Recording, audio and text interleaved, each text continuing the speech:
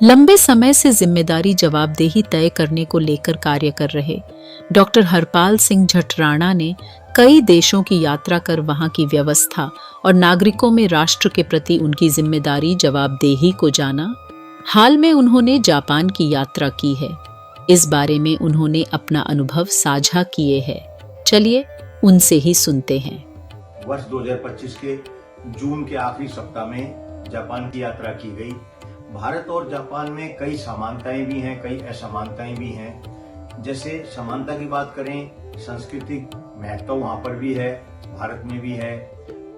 सामाजिक तौर पर त्योहार जैसे भारत में मनाए जाते हैं वैसे वहाँ भी मनाए जाते हैं। वहाँ की जो विशेषताएं हैं वो हैं कि वहाँ का व्यक्ति सामाजिक तौर पर भारत के व्यक्ति से ज्यादा सामाजिक है।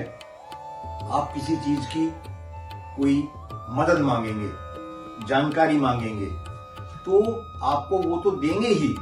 अगर कुछ दूरी पर है और कई ऐसे मोड़ हैं तो 10-10, 15-15 मिनट इससे भी ज्यादा समय तक लगाकर हमारे साथ चलकर वो व्यक्ति रास्ता बता के आते हैं। ये वहाँ की जो इंसानियत हमारे भारत से, जो कि पहले हमारे भारत में बहुत होती थी, अब वो हमारे भारत में कम होने लगी है। ये लड़की हमें छोड़ने के लिए जा रही है। हमने इससे रास्ता पूछा था, इन्होंने बताया कि मैं छोड़ने चलती हूँ। यातायात और भारतीय यातायात में बहुत अधिक अंतर है। वहाँ पर पैदल चलने वाले व्यक्ति को प्राथमिकता दी जाती है, जबकि भारत में गाड़ियों को प्राथमिकता दी जाती है। वहाँ पर अगर कोई एक व्यक्ति भी पार करने का प्रयास कर रहा है, दूर से आ रहा है, दिख रहा है ड्राइवर को, तो गाड़ी का ड्राइवर पहले ही रोक लेता है। आपको यहाँ ये भी बता दें कि डॉक्टर हरपाल जठराणा ट्रैफिक जाम से जुड़ी समस्या के लिए कार्य कर रहे हैं। देश में ट्रैफिक जाम के वक्त वह कई बार इसे खुलवाने में जुट जाते हैं, जो भारत में एक आम समस्या हो चुकी है।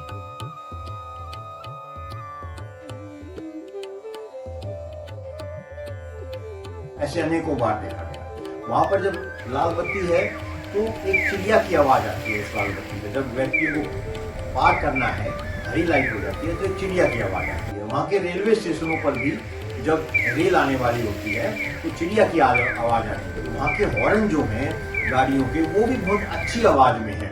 यहाँ की तरह कान भोड़ू नहीं है।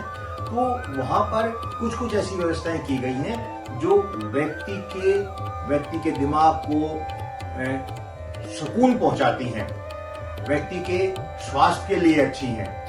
परिवहन व्यवस्था में अगर हम मेट्रो की बात करें तो विश्व का शायद सबसे बड़ा टोक्यो का मेट्रो स्टेशन होना चाहिए, जिसमें 15 मेट्रो की लाइनें एक साथ चलती हैं। वहाँ का जो एक मंजिल पे बस अड्डा होता है, एक मंजिल पर मेट्रो होती है, एक मंजिल पर ऊपर प्राइवेट जो व्हीकल होते हैं वो होते हैं। ऐसे ही मंजिल अनुसार बने होते हैं, सभी जगह एक साथ होती हैं, सभी के अलग अलग रास्ते होते हैं। ये गोली की रेल बुलेट ट्रेन है। हम ओसाका से टोक्यो तक जापान में जा रहे हैं। हम जो उम्मीद कर रहे थे इतनी आधुनिक नहीं है। ये गोली की रेल जो बुलेट ट्रेन टोक्यो का रेलवे स्टेशन है उस पर हम हैं। यहाँ पर ये अच्छी सुविधा दी हुई है। व्यक्ति बैठ के लैपटॉप चार्ज कर सकता है, काम कर सकता है, फ़ोन चार्ज कर सकता है, लेकिन आधुनिक पॉइंट नहीं है इसमें। जो हमने यहाँ से ख़रीदा था उसी में लगा के ये लगाया है। कुछ आधुनिकता की यहाँ पर भी समय के अनुसार हर जगह सुविधा की आवश्यकताएं होती हैं। टोक्यो में भी कुछ कमियां हैं, और लेकिन ये अच्छी सुविधा है टोक्यो की कि बैठ के व्यक्ति एकांत में काम कर सके, जिससे वो देश संसार से समस्त समय तक जुड़ा रहे और अपनी और एक तरह से आदान प्रदान करके जानकारी दी जा सके। अच्छी सुविधा है।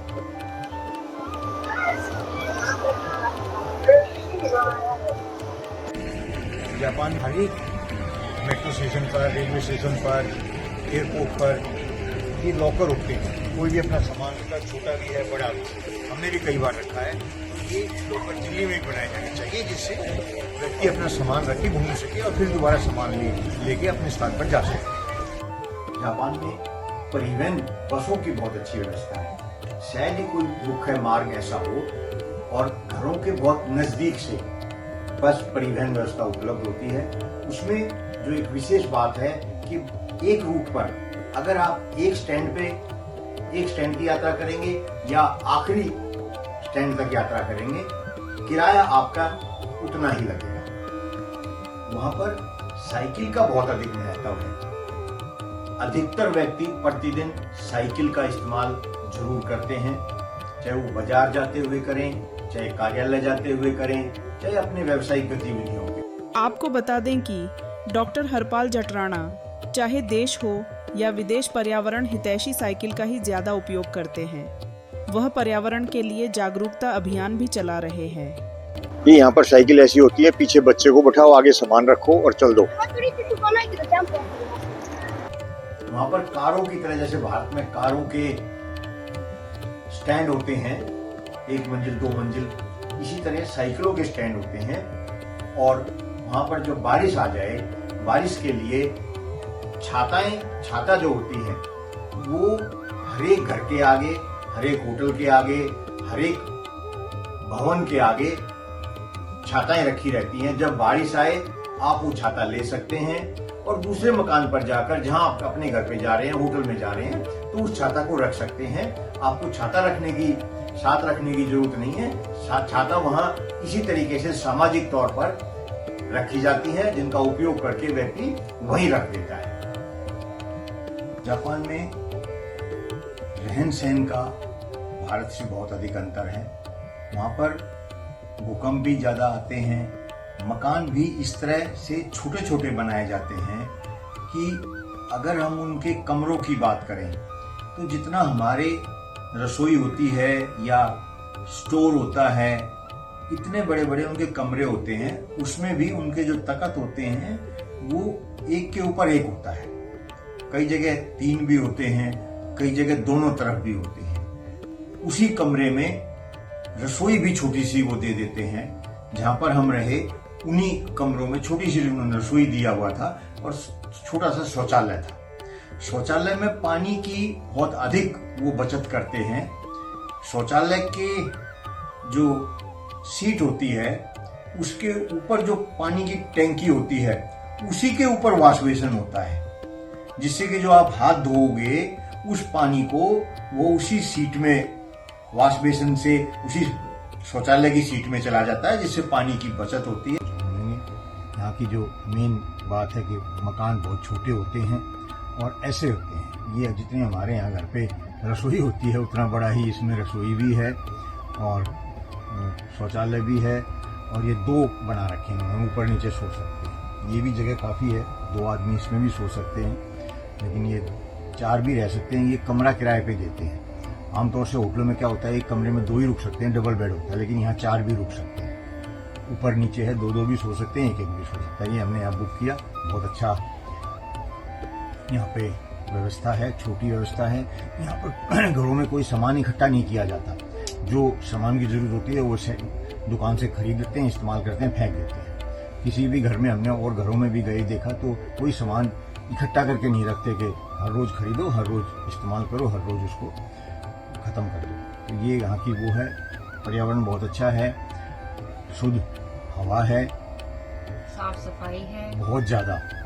और सबसे बड़ी बात है कि व्यक्तियों में जो अनुशासन है वो बहुत ज्यादा है। पैदल चलने वाले व्यक्ति को हमेशा प्राथमिकता देते हैं। 20 गाड़ी खड़ी हो जाती है लाइनों में। अगर एक व्यक्ति क्रॉस कर रहा है, जब तक दूसरा कर रहा है, तीसरा कर रहा है, तो गाड़ी नहीं चलती है। चाहे सर्विस रोड हो, चाहे मेन रोड हो, चाहे रोड पार करने का हो, जब तक एक व्यक्ति पार वो कर रहा है पार, तो गाड़ी कितनी हो सब रुक जाती है।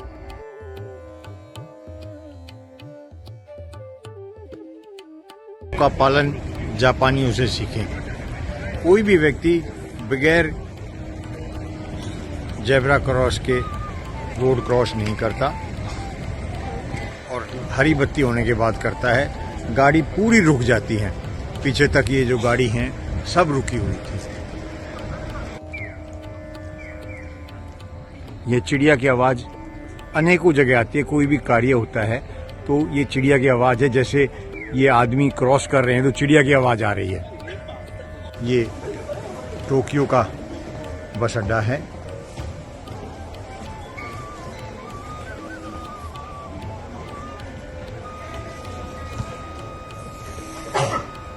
बारिश भी, जैसे जापान सबसे अलग है, बारिश भी सबसे अलग है। भगवान ने यहाँ बारिश भी अजीब ही तरह की है, फुहार फुहार सी, और अच्छी लग रही है।